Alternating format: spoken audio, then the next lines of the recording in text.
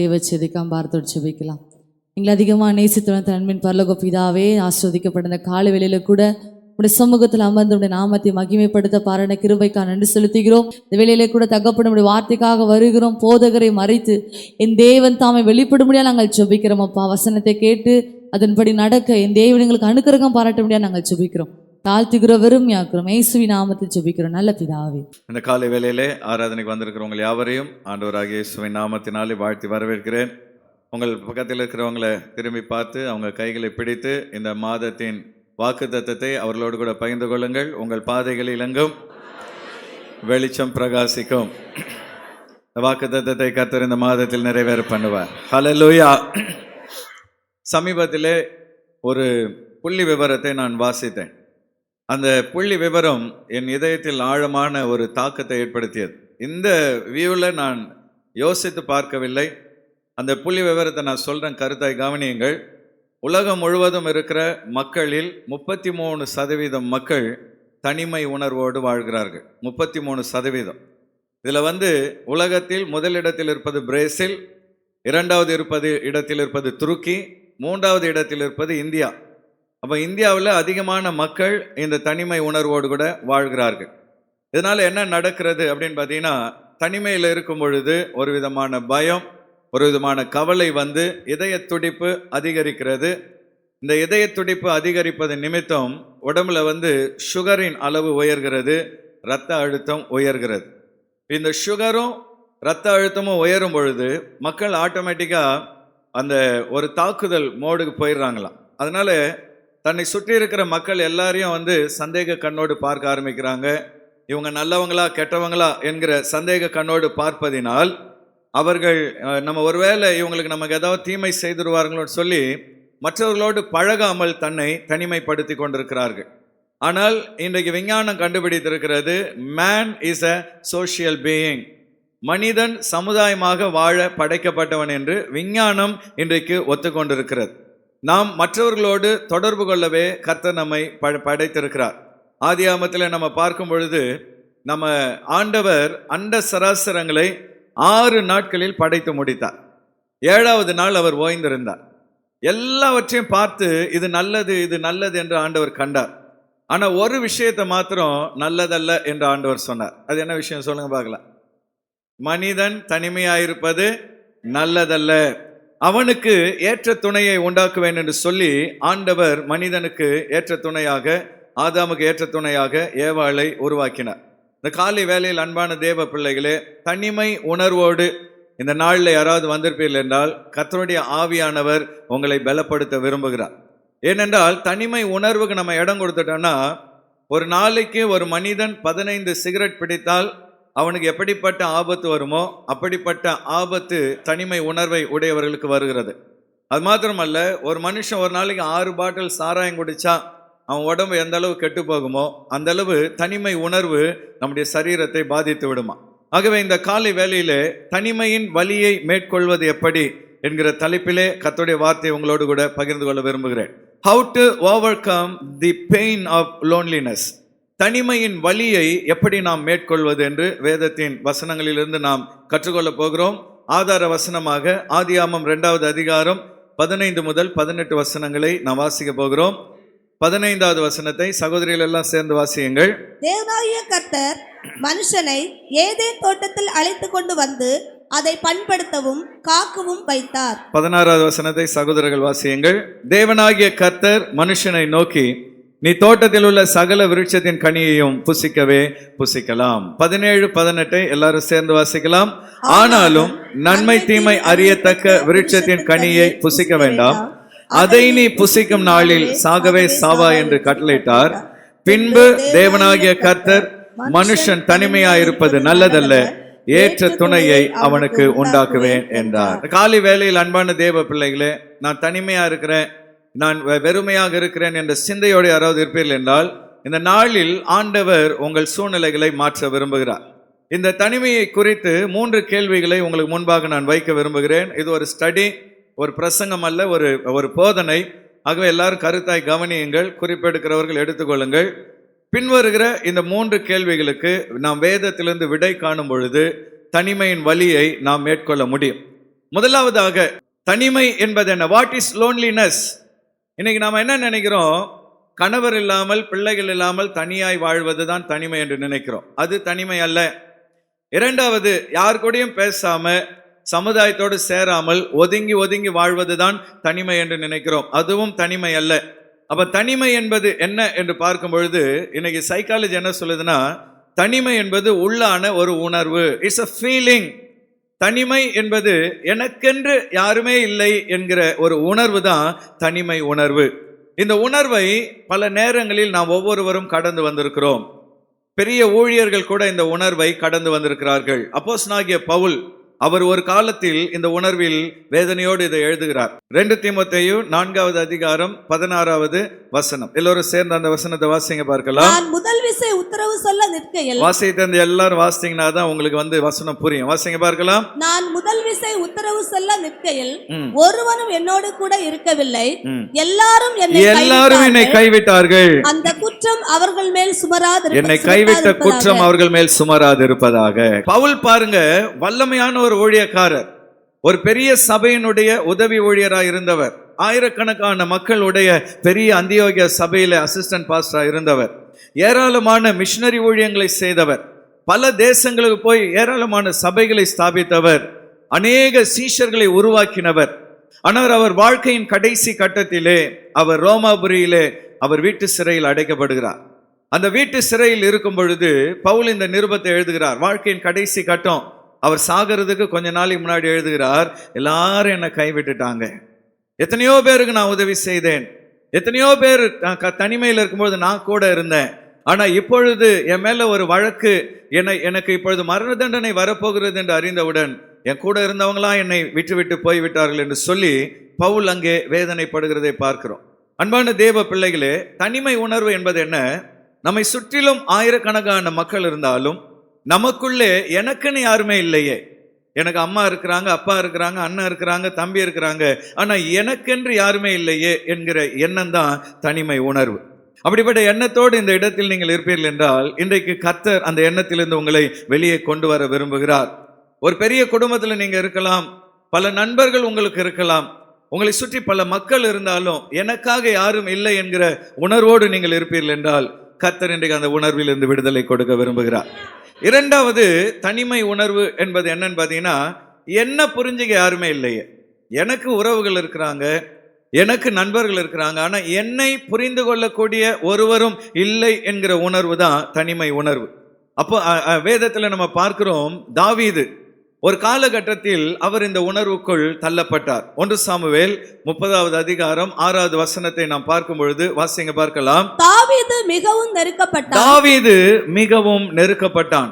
ஏன்னு பாத்தீங்கன்னா, ஊர்ல வேலை வெட்டி இல்லாதவன், ஊரை சுத்திட்டு இருந்தவன், ரவுடி, இப்படிப்பட்டவங்களெல்லாம் ஒன்னா கூப்பிட்டு, ஏன்டா நீங்க இப்படி இருக்கிறீங்க, என் கூட வாங்க, உங்களை நான் இராணுவ வீரர்களாய் மாற்றுகிறேன் என்று அவர்களுக்கு பயிற்சி கொடுத்து ஒரு இராணுவ படையை உருவாக்கி ஊரை சுத்திட்டு இருந்தவன், ஒன்னுக்கும் உதவாதவனெல்லாம் நல்ல ஒரு நிலையிலே தாவீது கொண்டு வந்தான்.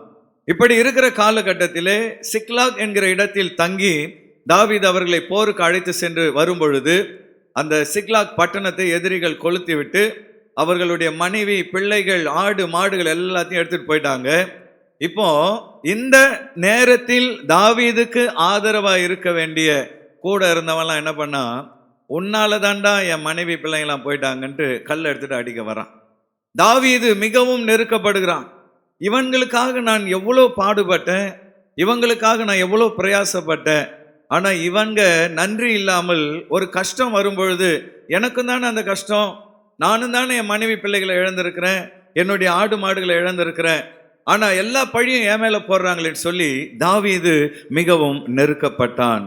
இந்த காலை வேளையில் அன்பான தேவ பிள்ளையே, உன் வாழ்க்கையில் சில நேரத்தில் இந்த சூழ்நிலையை நீ கடந்து வந்திருப்பாய். மற்றவங்களுக்காக நீ விழுந்து விழுந்து உதவி செய்திருப்ப, உயிரை கொடுத்திருப்ப, ஆனா ஒரு பிரச்சனை வரும் பொழுது எல்லாரும் உனக்கு விரோதமா எழும்பிடுவாங்க. உன்னாலதான் இந்த பிரச்சனை, நீதான் காரணம் என்று அநியாயமாக உன்மேல் குற்றம் சாட்டுவார்கள். அப்படிப்பட்ட நேரத்தில் தாவீது என்ன செய்தார்? மீண்டும் 1 சாமுவேல் 30:6 வாசிங்க பார்க்கலாம். தாவீது மிகவும் நெருக்கப்பட்டான். சகல ஜனங்களும், அவன் கூட இருந்த சகல மக்களும் தங்கள் குமாரர் குமாரத்திகள் நிமித்தம் என் பையன் என் பொண்ணெல்லாம் எதிரிங்க தூக்கிட்டு போயிட்டாங்களேன்னு சொல்லி மனக்லேசமானதினால் அவனை கல்லறிய வேண்டும் என்று சொல்லி தாவீது மேல கல்லெடுத்து அடிக்கணும்னு சொல்லி ஒருவர் பேசி கொண்டார்கள். இவங்க யாருன்னே அட்ரஸ் இல்லாம இருந்தவனுக்கு ஒரு அட்ரஸ் கொடுத்தான். ஆனா இப்பொழுது தாவீதை கொல்ல வேண்டும் என்று அத்தனை பேரும் கல்ல எடுத்துட்டு நிக்கிறான். இந்த நேரத்தில் தாவீது என்ன செய்தார்? தாவீது தன் தேவனாகிய கர்த்தருக்குள்ளே தன்னை திடப்படுத்தி கொண்டான். கைகளை வைத்து ஒரு அல்லேலூயா சொல்லலாமா?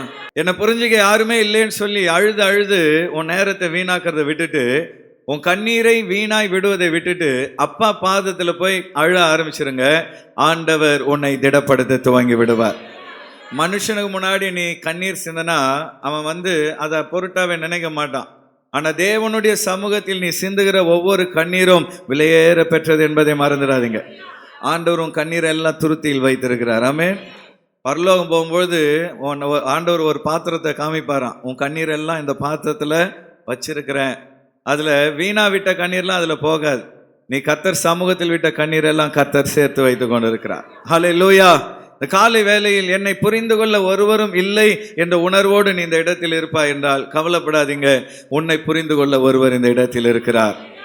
மூன்றாவது, தனிமையிலே மிக வேதனையான ஒரு எண்ணம் என்னன்னா, கர்த்தருடைய பிள்ளைகளுக்கு வருகிற தனிமை. கர்த்தர் கூட என்ன மறந்துட்டாருங்க. நான் ஆண்டவர் தான் நம்பி இருக்கிறேன், அவர் கூட என்ன மறந்துட்டார். நான் ஜெபம் பண்றேன், என் ஜெபத்துக்கு பதில் கிடைக்கல. வானம் இரும்பை போல் இருக்கிறது, ஆண்டவர் கூட என்னை கைவிட்டு விட்டார் என்று சொல்லி அநேக நேரத்தில் நாம் வேதனைப்படுகிறோம். இந்த சூழ்நிலைக்குள் நீங்க மாத்திரம் போகல, ஆண்டவர் இயேசுவும் சிலுவையில் இருக்கும் பொழுது சென்றார். ஹல்லேலூயா. மத்தேயு 27:46 ஆண்டவர் இயேசு சிலுவையில் என்ன சொல்லி கதறுகிறார்? வாசிங்க பார்க்கலாம். 9 மணி நேரத்தில் மாலை 3 மணிக்கு ஆண்டவர் இயேசு என்ன சொல்றாரு? ஏலி ஏலி ஏலி லாமா சபக்தானி என்று மிகுந்த சத்தமிட்டு கூப்பிட்டார். அதற்கு என் தேவனே என் தேவனே ஏன் என்னை கைவிட்டீர் என்ற அர்த்தம். கைகளை வைத்து ஒரு அல்லேலூயா சொல்லலாமா? ஆண்டவர் இயேசுவே இந்த சூழ்நிலையில் கடந்து சென்றார். ஹல்லேலூயா.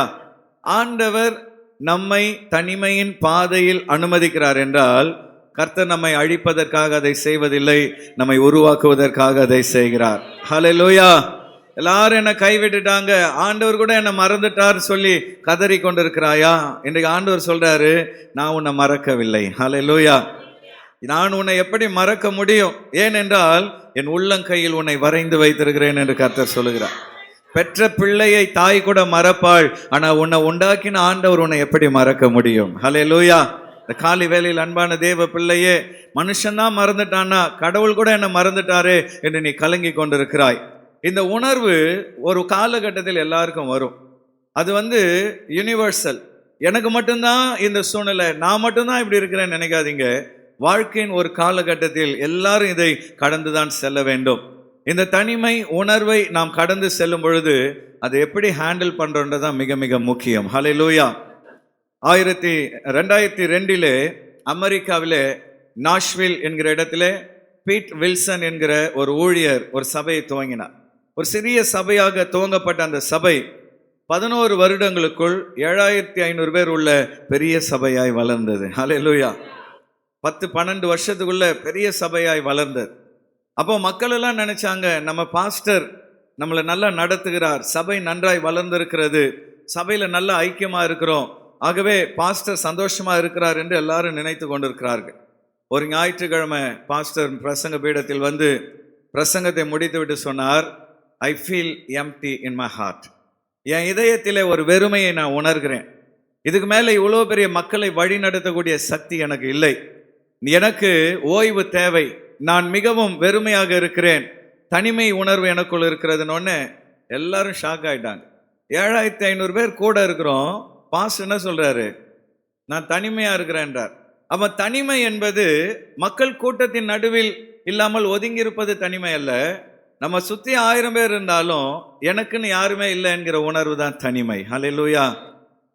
நான் இன்றோடு கூட இந்த ஊழியத்தை நான் என்னுடைய இந்த பாஸ்டர் பதவியை ராஜினாமா செய்கிறேன்னு சபையை அழைத்து வாங்கினது.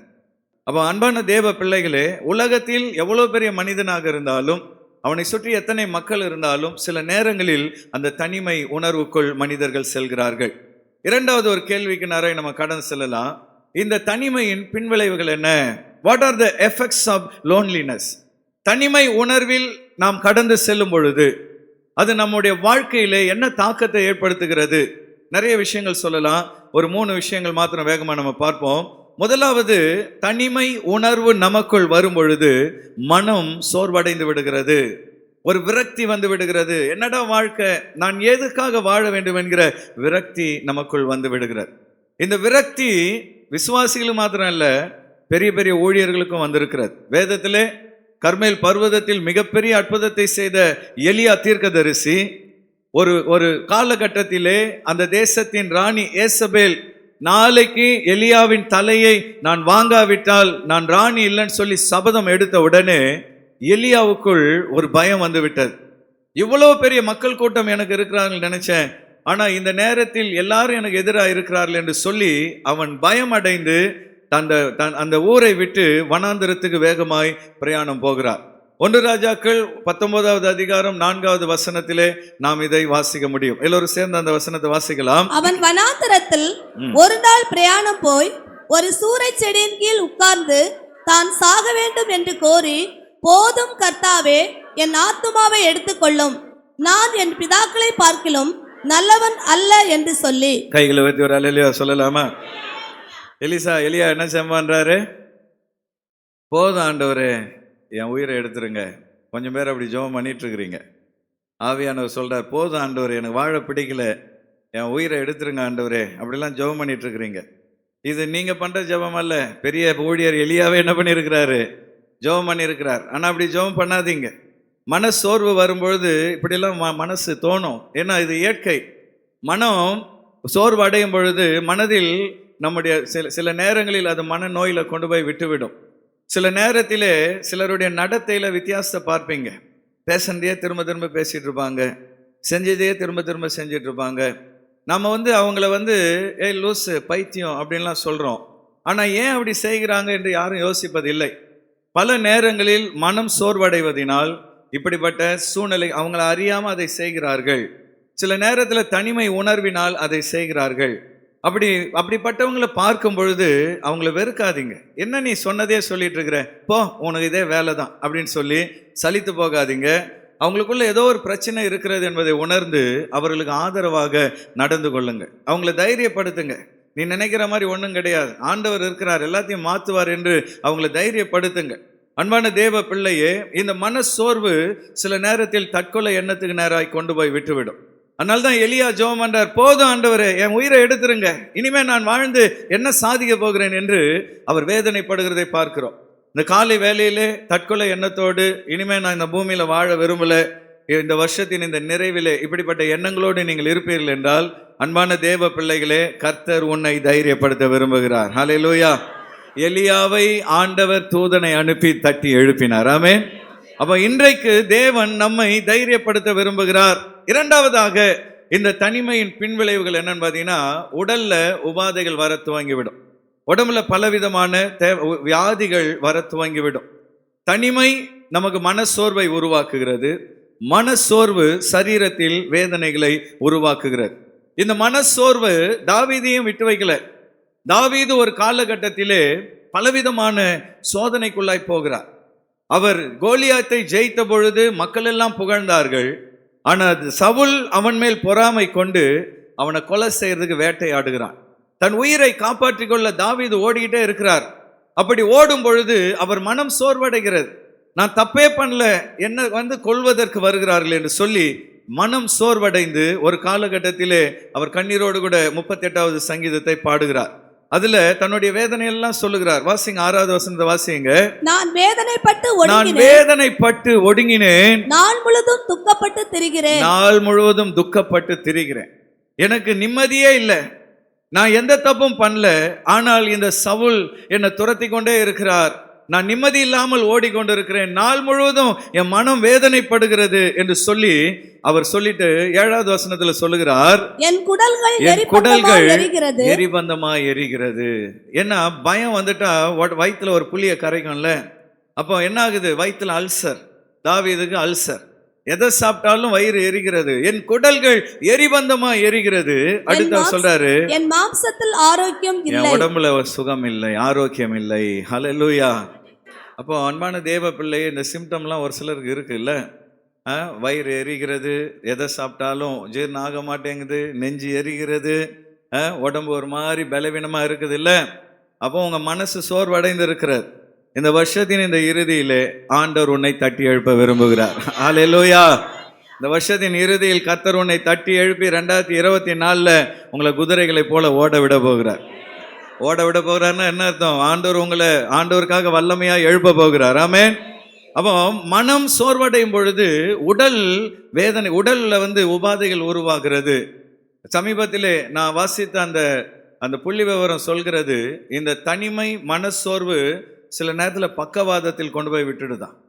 ஒரு சிலருக்கு கை கால் விழுகிறது என்றால் சும்மா கிடையாது. யாராவது கை கால் விழுந்து ஜெபம் பண்ண வந்தாங்கன்னா நான் ஃபர்ஸ்ட் கேட்குற கேள்வி, குடிப்பீங்களான்னு கேட்பேன்.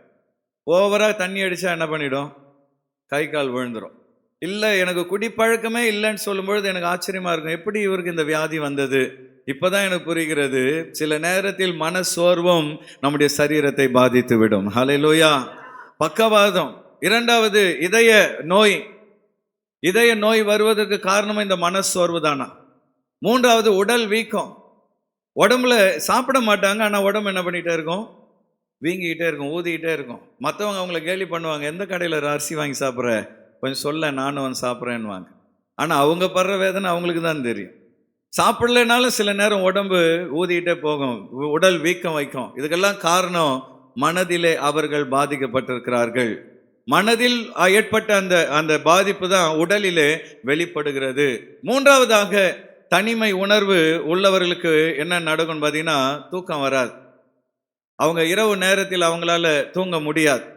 தாவீது தன்னுடைய வேதனையை 102வது சங்கீதம் 7வது வசனத்தில் பாடுகிறார். எல்லோரும் சேர்ந்து வாசிங்க பார்க்கலாம். நான் நித்திரை இல்லாமல், எனக்கு தூக்கம் இல்லாம வீட்டின் மேல் தனித்திருக்கும் ஒரு வீட்டின் மேல் தனியாக இருக்கிற குருவியை போல் இருக்கிறேன். ஒரு குருவியை போல நான் இருக்கிறேன். ஹல்லேலூயா. தாவீது சொல்றாரு, எனக்கு தூக்கமே வரல, ராத்திரி எல்லாம் தூங்காம ஒரு தனியா குருவி உட்கார்ந்துட்டு இருக்கிற மாதிரி நான் உட்கார்ந்துட்டு இருக்கிறேன்னு சொல்லி தாவீது அந்த இடத்தில் வேதனையோடு பாடுகிறதை பார்க்கிறோம். இந்த காலை வேளையில் அன்பான தேவ பிள்ளையே, இரவு நேரத்தில் தூக்கம் வராமல் கஷ்டப்பட்டு இருக்கீங்களா? மனசில் பலவிதமான எண்ணங்கள் ஓடிக்கிட்டே இருக்கிறதா? மனதில் ஏதாவது ஒரு கவலை இருந்து கொண்டே இருக்கிறதா? அந்த கவலை நிமித்தம் தூக்கம் வராமல் கஷ்டப்பட்டு கொண்டு இருக்கிறீர்களா? இந்த நாளிலே ஆண்டவர் அவைகள் எல்லாம் மாற்ற விரும்புகிறார். ஹல்லேலூயா. தனிமை நம் வாழ்க்கையிலே அது வேதனையை கொண்டு வந்து விடும். அதனால இந்த காலை வேலையில் யாரு கூடயும் பழகாமல், யாரு கூடயும் ஒட்டாமல், தனியாகவே இருந்து வேதனைப்பட்டு கொண்டிருக்கிறவர்கள் நான் சொல்கிறேன், அந்த தனிமையிலிருந்து நீங்கள் வெளியே வந்து ஆக வேண்டும். ஹல்லேலூயா. ஏன்னா அது எவ்வளோ வேதனையானது என்று நான் பார்த்துருக்கிறேன். சில வருஷத்துக்கு முன்பாக ஒரு சகோதரர் எனக்கு ஃபோன் பண்ணார், நம்முடைய விசுவாசி. பாஸ்டர், எங்கள் வீட்டு பக்கத்தில் ஒரு கிறிஸ்தவ சகோதரி மரித்து விட்டார்கள், ஆனால் அவங்க அடக்கம் பண்ண யாருமே இல்லை, சொந்தக்காரங்க 2 பேர் தான் வந்திருக்கிறாங்க, யாருமே இல்லை, நீங்கள் வந்து அவங்கள அடக்கம் பண்ணுங்க. நான் சொன்னேன், அவங்க நம்ம சர்ச் கிடையாது பிரதர், நான் வர முடியாது, நம்முடைய சபை விசுவாசிகள்னா தான் நான் வந்து நிற்க முடியும், இன்னொரு விசுவாசிக்கு நான் வர முடியாதுன்னு.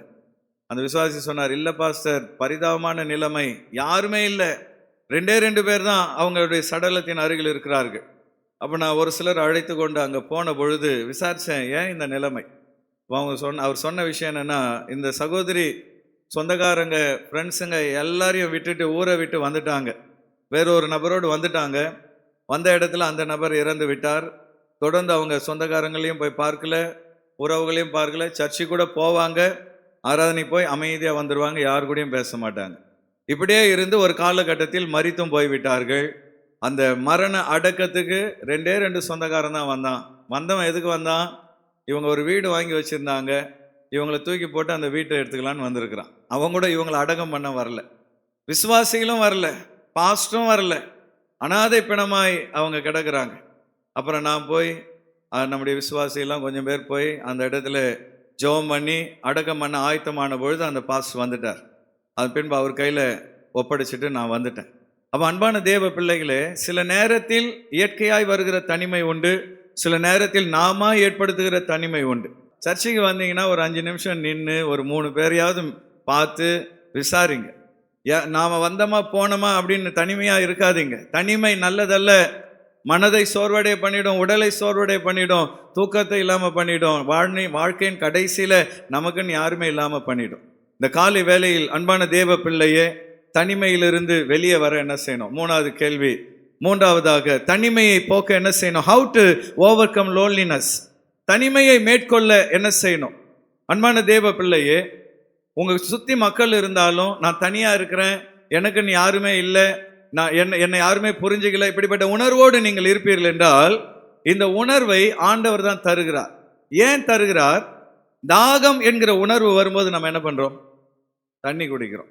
பசி என்கிற உணர்வு வரும்போது என்ன பண்றோம்? சாப்பிடுகிறோம். தூக்கம் என்கிற உணர்வு வரும்போது என்ன பண்றோம்? தூங்குகிறோம். அப்ப தனிமை என்கிற உணர்வு வரும்போது என்ன பண்ணணும்? தனிமையா தான் இருக்கணுமா?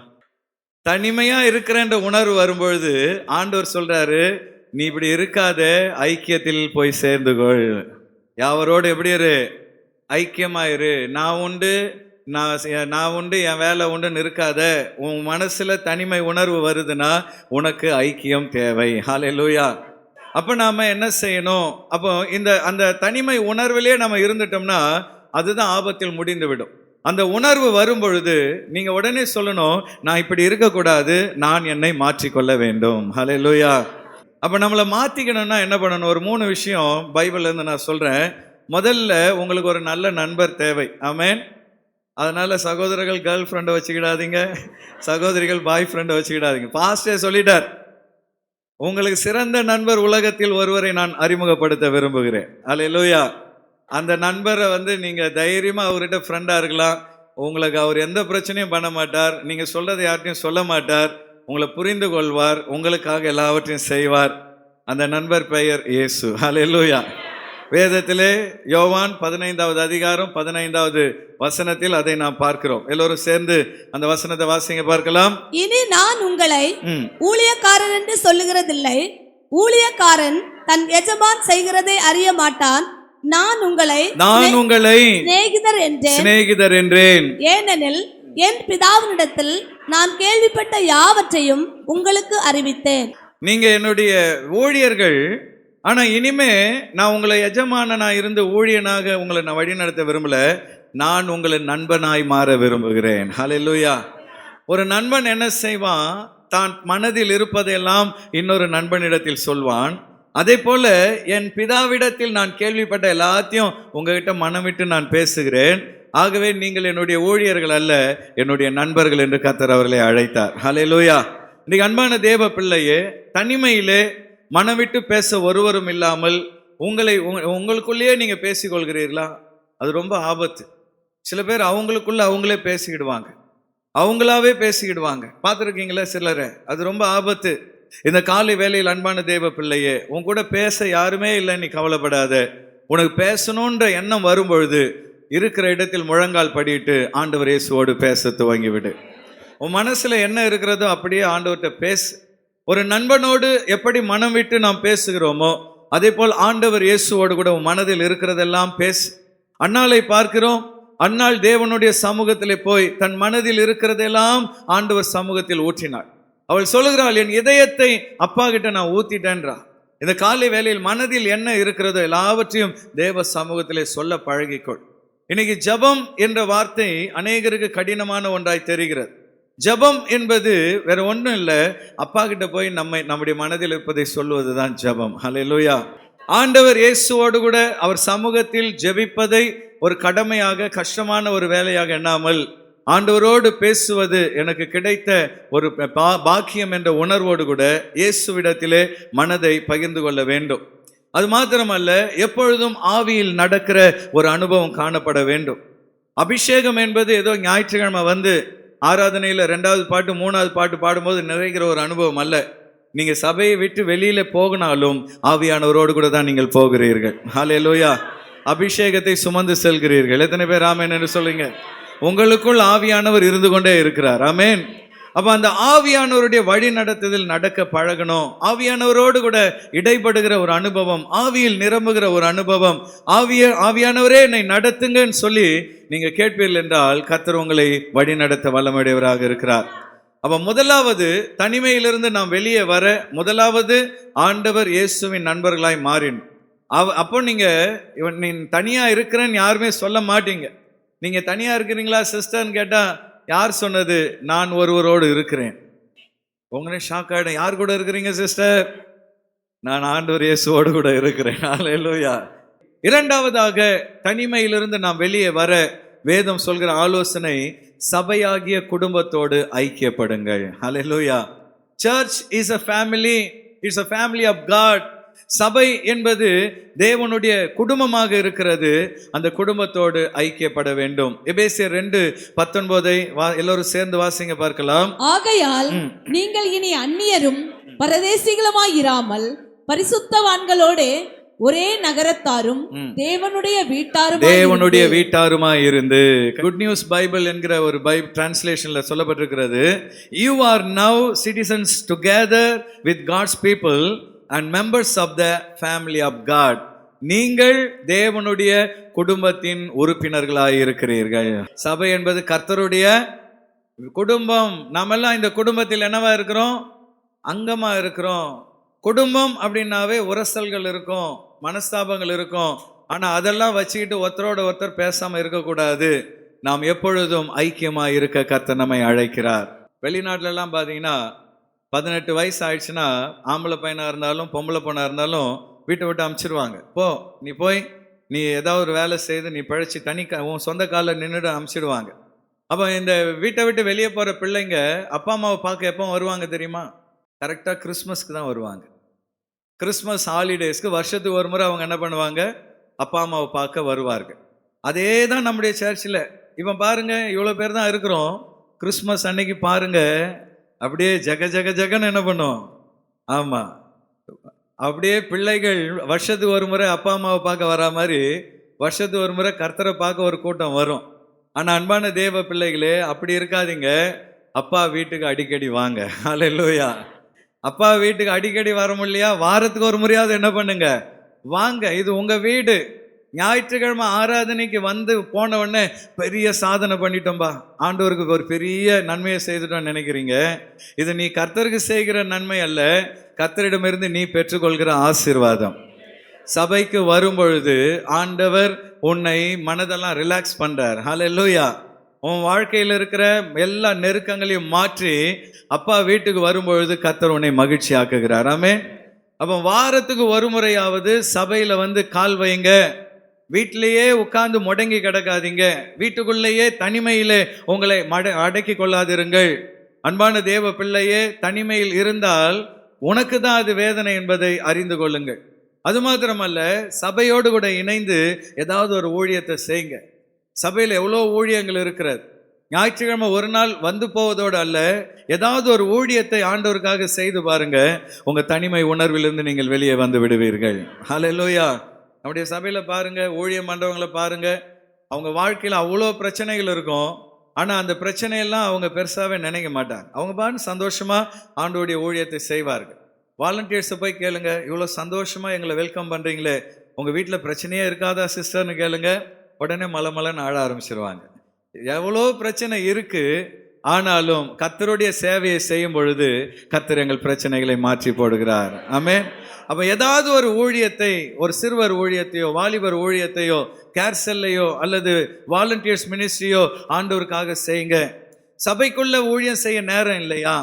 வாரத்துக்கு ஒரு முறையோ மாதத்துக்கு ஒரு முறையோ ஒரு ஹாஸ்பிட்டலில் போய் விசிட் பண்ணுங்க. ஹாஸ்பிட்டலில் போய் நோயாளி 4 பேரை பார்த்து அவங்களுக்கு 4 வார்த்தை ஆறுதலாக சொல்லி ஒரு பிரெட்டு கொடுங்க, அல்லது ஒரு டீயோ காஃபியோ வாங்கி கொடுத்து, இயேசு உங்களை நேசிக்கிறாருமா, உங்களுக்காக நான் ஒரு பிரார்த்தனை பண்ணட்டுமான்னு கேளுங்க. அவங்க யாராக இருந்தாலும் ஜெபித்துக் கொள்வார்கள். ஹல்லேலூயா. அங்கே போனீங்கன்னா தான் உங்களுக்கு தெரியும், எப்பா நாம் எவ்வளோ நல்லா இருக்கிறோம், எவ்வளோ கஷ்டத்தில் மக்கள் இருக்கிறார்கள். ஹாஸ்பிட்டல் போங்க, அல்லது வருஷத்துக்கு ஒரு முறை ஒரு அனாதை இல்லத்துக்கு போங்க, ஒரு ஆதரவற்ற முதியோர் இல்லத்துக்கு போங்க. உங்களுடைய பிறந்த நாள் அன்னைக்கோ அல்லது உங்களுடைய பிள்ளைகள் பிறந்த நாளோ திருமண நாளோ ஒரு நாள் ஒரு ஹாஸ்டலுக்கு போயிட்டு அவங்களுக்கு ஒரு சாப்பாடை கொடுங்க. இல்லை என்றால் அவங்களுக்கு ஒரு துணிமணி எடுத்து கொடுங்க. அவ்வளோ வசதி இல்லையா, அவங்களுக்கு அட்லீஸ்ட் ஒரு பிஸ்கட் பாக்கெட்டாவது கொடுத்துட்டு அவங்கள பார்த்துட்டு வாங்க. உங்கள் வாழ்க்கையிலே நீங்கள் எவ்வளோ ஆசீர்வாதமாக இருக்கிறீர்கள் என்பதை புரிந்து கொள்வீர்கள். தனிமை தனிமை என்று வீட்டுக்குள் நீ முடங்கியிருப்பதை விட்டுவிட்டு முதல்ல வெளியே வாங்க. சபையில செல் குழுக்கள் நடக்கிறது, அந்த குழுக்கள்ல வந்து பங்கெடுங்கள். அந்த குழுக்கள்ல வந்த உடனே முதல்ல ஐஸ் பிரேக்கர் என்கிற கேம்ஸ் தான் இருக்கும். நம்முடைய பிரச்சனைகள் எல்லாம் மறந்து சந்தோஷப்பட செல் குழுக்கள்ல ஐஸ் பிரேக்கர் கேம்ஸ், இப்படி பல காரியங்களை அங்கே நாம் பார்க்கிறோம். அது மாத்திரமல்ல, சபைக்கு வந்த உடனே எப்படா பாஸ்டர் என்னாத்துமா சொல்லுவார்னு சொல்லி எல்லாரும் கண்ணை மூடனோடனே முதல் ஆள வெளியே ஓடாதீங்க. ஒரு 3 பேர்கிட்டயாவது வழியே போய் பேசுங்க. நீங்களா போய் என்ன பண்ணுங்க. ஒரு முறை ஒரு சிஸ்டர் வந்து, பாஸ்டர் இனிமேல் உங்கள் சர்ச்சுக்கு வரமாட்டேன் அப்படின்னாங்க. ஏன் சிஸ்டர்னு, யாருமே என் கூட வந்து பேச மாட்டேன்றாங்க. நான் சொன்னேன், நீங்கள் போய் யார்கிட்டயாவது பேசுனீங்களா? இல்லை. இவங்க யார்கிட்டையும் போய் பேச மாட்டாங்க, ஆனால் மற்றவங்கெல்லாம் வந்து வந்து என்ன பண்ணணுமா, பேசணும். ஆனால் அப்புறம் அவங்க ரட்சிக்கப்பட்டு ஞானஸ்தானம் எடுத்து இப்போ நம்ம சர்ச்சுக்கு வந்துட்டு இருக்கிறாங்க. பாருங்க, புதுசாக வர்றவங்க எதிர்பார்க்குறாங்க. அப்போ மூத்த விசுவாசிகளே, சபையில் இருக்கிற தலைவர்களே, ஆராதனை முடிஞ்ச உடனே அப்படியே குடுகுடுன்ட்டு காஞ்ச மாடு கம்பங்கொலையில் போடுற மாதிரி பூந்துடாதீங்க. முதல்ல நின்று ஒரு 3 பேரையாவது விசாரிங்க. தேவ பிள்ளைகளே, சபை என்பது ஒரு குடும்பம். அல்லேலூயா.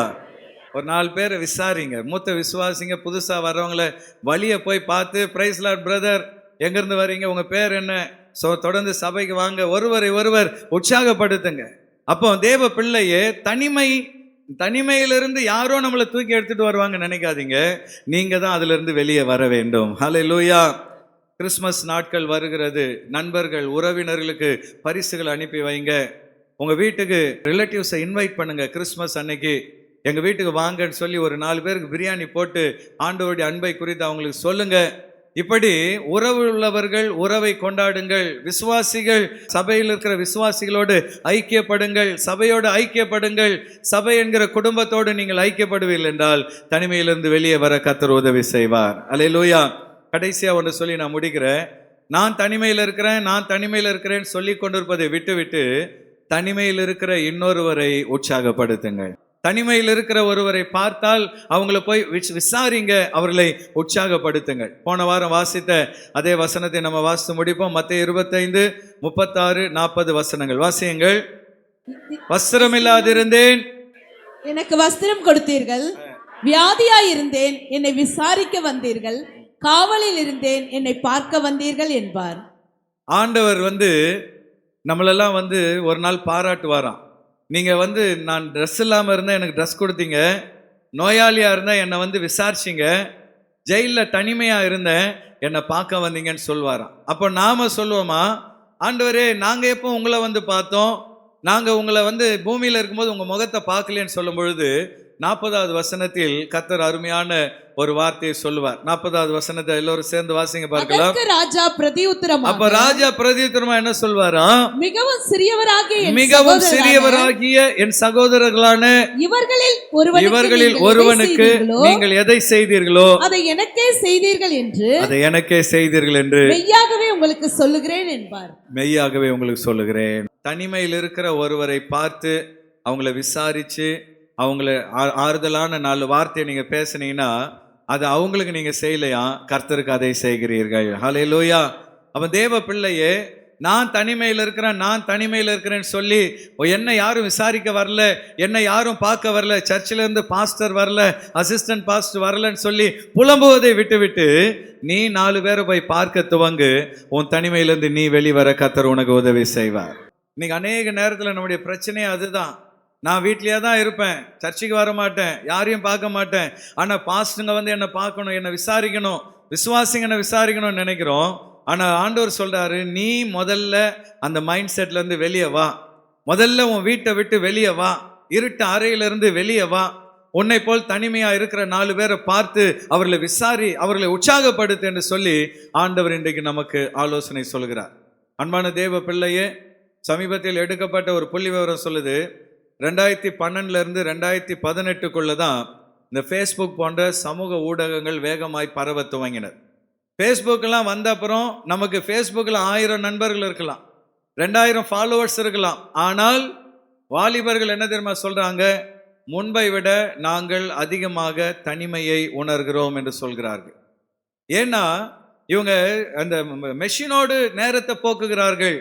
நீ செல்போன்ல 1000 மணி நேரம் ஒரு நபரை பார்த்து செல்போன்ல நீ பேசினாலும் நேரில் பார்த்து எப்படி இருக்கீங்கன்னு விசாரிக்கும் பொழுது உண்டாகிற அன்பு செல்போனில் உருவாகாது. எத்தனை பேர் ஆமேன் என்று சொல்ல முடியும்? நீங்க 1000 மணி நேரம் பேசுங்க செல்போன்ல, ஆனா ஞாயிற்றுக்கிழமை ஒரு சகோதரரை ஒரு சகோதரியை நேரில் பார்த்து ஸ்தோத்திரம் சொல்லும் பொழுது உருவாகிற அந்த அன்பும் ஐக்கியமும் போன்ல ஒரு நாளும் உருவாகாது. இன்னைக்கு இந்த சோசியல் மீடியா மனிதனை தனிமைப்படுத்தி விட்டது. ஒரு காலத்துல சொந்தக்காரங்க வந்தா பிள்ளைங்க ஓடி போய் கட்டி அணைத்து எப்படி இருக்கிறீங்க மாமா, எப்படி இருக்கிறீங்க அத்தை அப்படின்னு விசாரிப்பார்கள். போன வாரம் நான் ஒரு கல்யாணத்துக்கு போயிருந்தேன். எங்க சொந்தக்காரங்க கல்யாணம். ராத்திரி 9 மணிக்கு தான் ட்ரெயின். அதனால மத்தியானம் நான் என்ன பண்ணேன், சொந்தக்காரங்களை போய் பார்க்கலான்னு சொல்லி ஒரு வீட்டுக்கு நான் போனேன். நானும் என்னுடைய தம்பிமாரெலாம் போனோம். போனால் அந்த வீட்டில் இருக்கிற பிள்ளைங்க எங்களை நிமிந்து கூட பார்க்கல. 2 பிள்ளைங்க 2 கையிலையும் ஒரு செல்ஃபோன் என்ன பண்ணிட்டு இருக்குதுங்க, கேம் ஆடிட்டு. வீட்டில் திருடன் வந்தால் கூட அதுங்களுக்கு தெரியாது போல இருக்கு. 4 விருந்தாளி வந்திருக்கிறோம், அதுங்க எட்டி கூட பார்க்கல, நிமிந்து கூட பார்க்கல, செல்ஃபோனில் விளையாடிட்டு இருந்தது. அப்போ தான் நான் யோசித்தேன், இந்த தலைமுறை உறவுகளையும் இழக்கிறது, ஆசீர்வாதத்தையும் இழக்கிறது. வீட்டுக்கு வர்றவங்களை நிமிந்து கூட பார்க்க அவங்களுக்கு முடியல, தனிமை. அப்போ இன்றைக்கு புள்ளி விவரம் சொல்லுது, இப்போ இருக்கிற தலைமுறை மிகுந்த அபாயத்தில் இருக்கிறது. தனிமை என்கிற அபாயத்துக்குள் இந்த தலைமுறை தள்ளப்பட்டிருக்கிறது.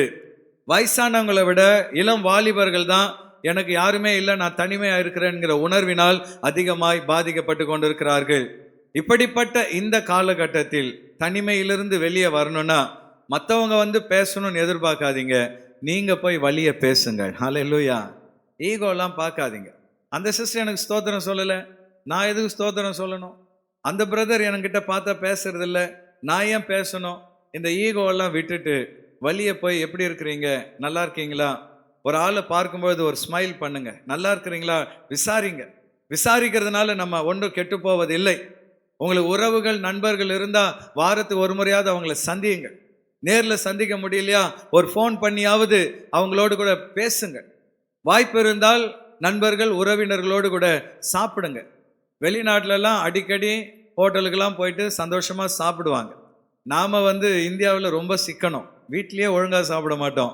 ஹோட்டலுக்கு போய் எங்கே சாப்பிட்டா செலவாயிடும். வாரத்தில் ஒரு நாள், மாதத்தில் ஒரு நாளாவது குடும்பமாய் வெளியே போய் சாப்பிடுங்க. ஒருவரோடு ஒருவர் பேச நேரம் எடுங்க. சாப்பிடும்போது வீட்டில் ஒரு ரூல்ஸ் போடுங்க, சாப்பிட்ற நேரம் செல்ஃபோன் யாரும் கையில் எடுக்கக்கூடாது, நீங்கள் ஒருத்தரோடு ஒருத்தர் தான் பேசணும் அப்படின்னு ஒரு ரூல்ஸ் போடுங்க. போட்டு குடும்பத்தில் ஐக்கியத்தை ஏற்படுத்துங்க. நண்பர்கள் உறவினர்களோடு ஐக்கியத்தை ஏற்படுத்துங்க. ஒருவேளை தனியாக நீங்கள் வாழ்கிறீர்களா, பிள்ளைங்க வெளிநாட்டில் இருக்கிறாங்க, பிள்ளைங்க கல்யாணம் ஆகி போயிட்டாங்க, வயசான காலத்தில் தனியாக இருக்கிறீங்களா, அந்த தனிமை உணர்வு வராமல் இருக்க ஒரு செல்ல பிராணியை வளங்க, ஒரு நாயோ பூனையோ வளங்க, தப்பு கிடையாது.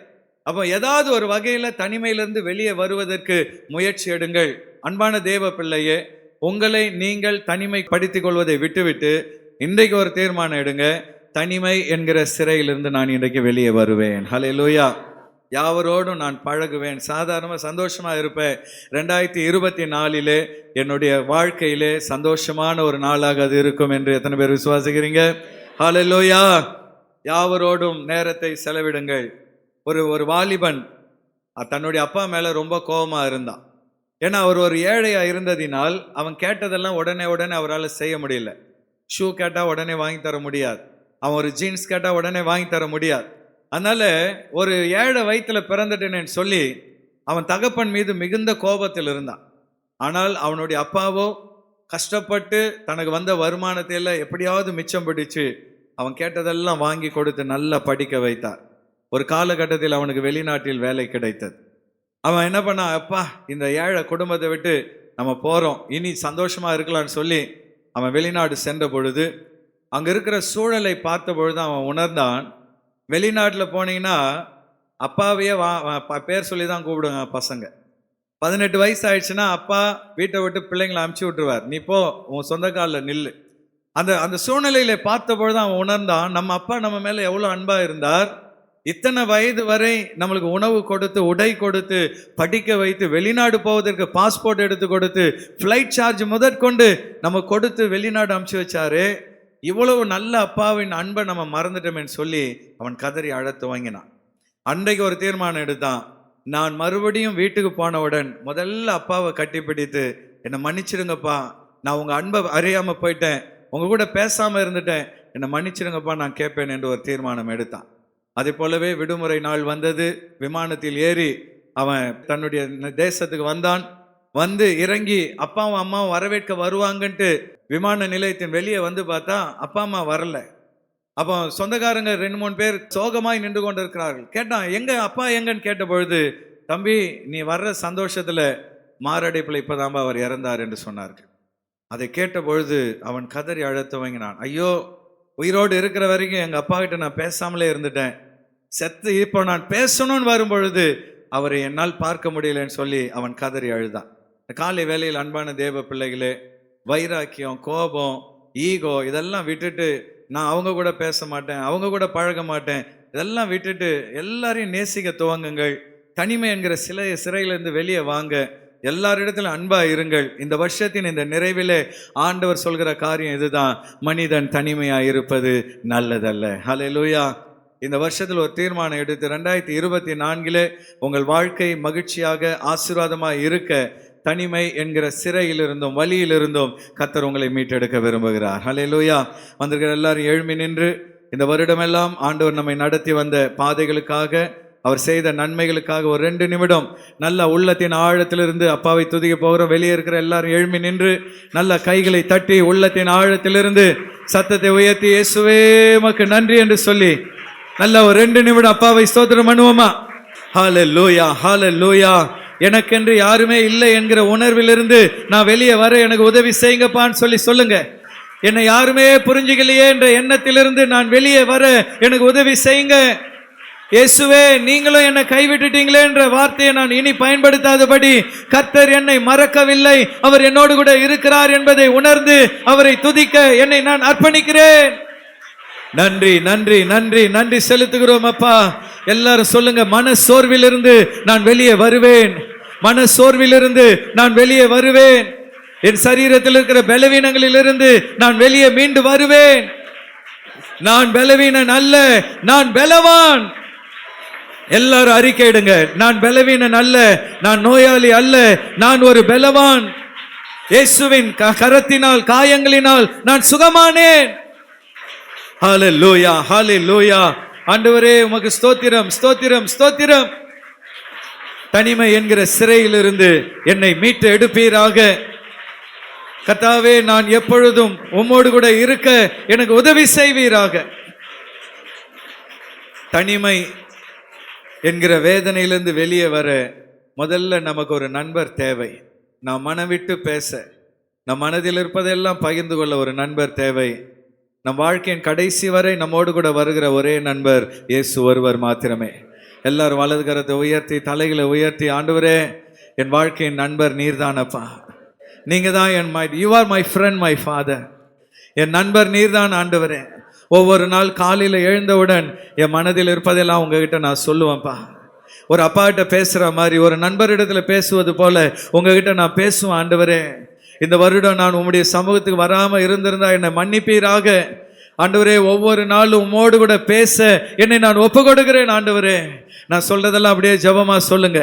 ஹல்லேலூயா. ஆவியானவரே, நான் ஒவ்வொரு நிமிடமும் ஒவ்வொரு நொடி பொழுதும் உம்முடைய பாதையில் நடக்க எனக்கு உதவி செய்வீராக. நான் ஆவியில் நடக்க, ஆவியானவருடைய ஆலோசனையில் நடக்க என்னை நான் அர்ப்பணிக்கிறேன். அது மாத்திரமல்ல, தனிமையிலிருந்து வெளியே வரணும்னா வீட்டிலேயே முடங்கி இருக்காதீங்க. வாரத்துக்கு ஒரு முறையாவது அப்பா வீட்டுக்கு வாங்க. Hallelujah. This is the family of God. இது தேவனுடைய குடும்பமாக இருக்கிறது. நாம் அவருடைய குடும்பத்தின் அங்கத்தினர்களாக இருக்கிறோம். கைகளை உயர்த்தி, ஆண்டவரே, நான் ஒவ்வொரு வாரமும் தவறாம வந்து இந்த குடும்பத்தில் நான் பங்கெடுப்பேன். ஆண்டவரே, இந்த குடும்பத்தின் ஐக்கியத்தில் நான் பங்கெடுப்பேன். ஆண்டவரே, சபையில் நடக்கிற ஊழியங்களில் என்னை நான் ஈடுபடுத்துவேன். ஆண்டவரே, மாதம் ஒரு முறையாவது மருத்துவமனையில் சந்தித்து மக்களுக்காக ஜெபிப்பேன். ஆண்டவரே, வாய்ப்பு இருக்கும் பொழுது வருஷத்துக்கு ஒரு முறையாவது ஆதரவற்றோர் இல்லத்துக்கு போய் அவர்களை சந்தித்து அவர்களுக்கு ஆறுதல் சொல்வேன். ஆண்டவரே, ஹல்லேலூயா. சபையில் புதியவர்களோடு வலிய போய் பேச ஒப்பு கொடுங்க. ஹல்லேலூயா. நண்பர்கள் பிறந்த நாள், திருமண நாள் வரும்போது பரிசுகள் அனுப்பி வைங்க. ஒருவரை ஒருவர் ஹல்லேலூயா உற்சாகப்படுத்துங்கள். அது மாத்திரமல்ல, தனிமையாக இருக்கிறவங்களோடு நேரம் செலவிடுங்க. நானே தனியா இருக்கிறேன்னு சொல்றதை விட்டுட்டு அந்த தனிமையிலிருந்து வெளியே வந்து மற்றவர்களோடு நேரம் செலவிடுங்கள். அன்பான தேவ பிள்ளையே, நண்பர்கள் உறவினர்களோடு பேச நேரம் எடுங்கள். நல்ல ஹல்லேலூயா ஐக்கியத்தை வலுப்படுத்துங்கள்.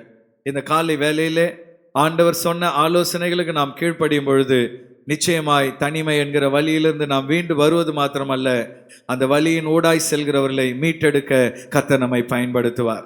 இந்த நாளிலே ஹல்லேலூயா ஆண்டவரே, நாங்கள் இந்த தனிமையிலிருந்து வெளியே வருவது மாத்திரமல்ல, தனிமையில் இருக்கிற மற்றவர்களை வெளியே கொண்டு வர நாங்கள் நேரம் செலவிடுவோம் என்று நம்மை ஒப்பு கொடுப்போம்.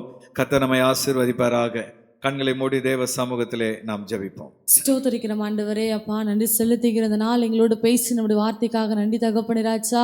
ஆண்டவரே, தனிமை என்கிற ஆண்டவரே இந்த வழியில் இந்த தேவன் தாம் எங்களை வெளிக்கொண்டு வர முடியாது நாங்கள் ஜெபிக்கிறோம். எப்படி ஆண்டவரே தாவீது ஆண்டவரே அப்பா கர்த்தருக்குள் தன்னை திடப்படுத்தி கொண்டாரோ, அதே போல தகப்பனே ராஜா எங்கள் வாழ்க்கையில ராஜா இப்படிப்பட்ட காரியங்கள் இருந்தால் நாங்கள் உமக்குள்ள திடப்படுத்தி கொள்ளவும் அதிலிருந்து வெளிவரக்கூடிய கிருபை தரும்படியாக ஜெபிக்கிறோம். ஆண்டவரே, இந்த தனிமையான ஆண்டவரே அப்பா அந்த நேரத்தில் வருகிற சோர்வுகள் எல்லாவற்றையும் எடுத்து போடுங்க. ஆண்டவரே, கர்த்தர் நம்மை மறந்து விட்டார் என்கிற ஆண்டவர் அவிசுவாசமான வார்த்தைகளை எடுத்து போட்டு கர்த்தர் நம்மை ஒவ்வொரு நாள் நிலைத்திருக்கிறார் என்ற ஆண்டவரை விசுவாச வார்த்தைகளை அறிக்கையிடவும். ஆண்டவரே, இந்த தனிமையான ஆண்டவரே போராட்டத்தில் இருக்க ஒவ்வொருவரையும் விசாரிக்கிற பிள்ளைகளாக தேவன் எங்களை மாற்றும்படியாக ஜெபிக்கிறோம். ஆண்டவரே, சபையில் ஆண்டவர் ஒவ்வொருத்தரும் நாங்கள் ஐக்கியமாக இருக்கக்கூடிய கிருபை தாங்க. தேவ அன்பால் இடைக்கட்டும்படியாக நாங்கள் ஜெபிக்கிறோம் அப்பா. ஆண்டவரே, தேவன் தாமராஜா அந்த வருகிற ஆண்டில் ஆண்டவரை அப்பா அநேகர் இப்படி நீதியில் நடத்துகிற பிள்ளைகளாக என் தேவன் எங்களை மாற்றும்படியாக நாங்கள் ஜெபிக்கிறோம் அப்பா. தாழ்த்துகிறவரும் யாக்கிறோம் இயேசுவின் நாமத்தில் ஜெபிக்கிறோம் நல்ல பிதாவே. ஆமென், ஆமென். நாம் ஜெபித்த நிறைவு செய்வோம். ஆண்டவர் கொடுத்த இந்த நல்ல நாளுக்காக கரங்களை தட்டி கர்த்தரை மகிமைப்படுத்துவோம். நன்றி ஆண்டவரே, மை ஸ்தோத்தரிக்கிறோம் அப்பா, உமக்கு மகிமை செலுத்துகிறோம் ஆண்டவரே. கிருபையுள்ள நல்ல ஆண்டவரே, இந்த காலை வேளையிலே உம்முடைய நாமத்தை மகிமைப்படுத்துகிறோம் ஆண்டவரே. இந்த நாள் ஆராதனையில் பங்கெடுத்த உம்முடைய பிள்ளைகள் ஒவ்வொருவரையும் ஆசீர்வதிப்பீராக. இந்த கிறிஸ்துமஸ் நாட்களிலே ஒவ்வொருவருடைய உள்ளத்திலும் இல்லத்திலும் தேவனுடைய சந்தோஷமும் சமாதானமும் நிரம்புவதாக. தனிமையில் இருக்கிறவர்கள் அதிலிருந்து மீண்டு வந்து ஆண்டவரே புதிய வருஷத்திலே ஒரு புதிய பாதையில நடக்க கர்த்தர் அனுக்கிரகம் பண்ணும்படியாய் ஜெபிக்கிறோம் அப்பா. தொடர்ந்து உம்முடைய ஊழியனாக உம்முடைய பிள்ளைகள் ஒவ்வொருவரையும் வாழ்த்துகிறேன், ஆசீர்வதிக்கிறேன். இந்த வாரம் முழுவதும் உம்முடைய தெய்வீக செட்டையிலே காத்துக்கொள்ளும். கர்த்தர் பெரிய காரியங்களை செய்தருளும். இயேசுவின் நாமத்தினால் ஜெபிக்கிறோம் எங்கள் நல்ல பிதாவே, ஆமென். நம்முடைய கர்த்தராகிய இயேசு கிறிஸ்துவின் கிருபையும் பிதாவாகிய தேவனுடைய அன்பும் பரிசுத்த ஆவியானவருடைய ஐக்கியமும் இன்றும் என்றும் சதா காலமும் நம் அனைவரோடு கூட தங்கியிருப்பதாக. ஆமென். எல்லோரும் சேர்ந்து சொல்லுவோம். என் ஆத்துமாவே கர்த்தரை ஸ்தோத்தரி, என் முழு உள்ளமே அவருடைய பரிசுத்த நாமத்தை ஸ்தோத்தரி. என் ஆத்துமாவே கர்த்தரை ஸ்தோத்தரி, அவர் செய்த சகல உபகாரங்களை மறவாதே. ஆமென், ஆமென். ஹல்லேலூயா, ஹல்லேலூயா, ஹல்லேலூயா. கர்த்தர் உங்களை அவரை ஆசீர்வதிப்பாராக. கர்த்தர் உங்களை ஆசீர்வதிப்பாராக என்று ஒருவரை ஒருவர் வாழ்த்துங்கள். ஒரு 3 பேரையாவது விஷ் பண்ணுங்க. கர்த்தர் உங்களோடு கூட இருப்பாராக. Thank you and God bless you.